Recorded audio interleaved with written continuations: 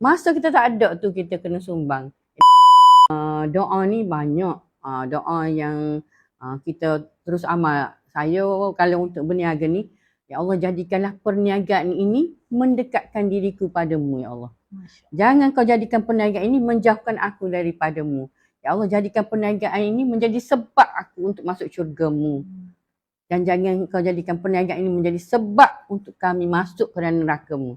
Ya Allah jadikan aku dan orang yang sekeliling aku, orang kesayangan aku, sahabat andaiku, jiran tangku, masyarakatku, ummahku, orang yang engkau masukkan ke dalam syurga. Jadilah perniagaan ini sebab-sebab yang baik untuk diriku, keluargaku, ummahku.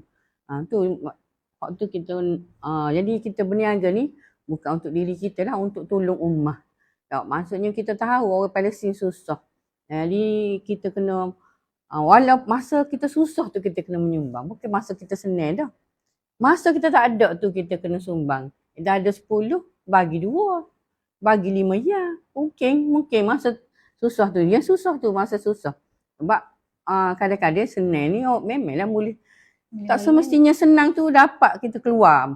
Yang makin susah nak keluar mungkin. Okay. Tetapi keluar duit masa susah tu adalah lebih bernilai. Di sisi Allah lah. Mungkin bagi saya lah. Sebab kita susah. Tapi ada orang susah. Kita kena bagi orang susah tu. Mungkin masa tu lah Allah ganti.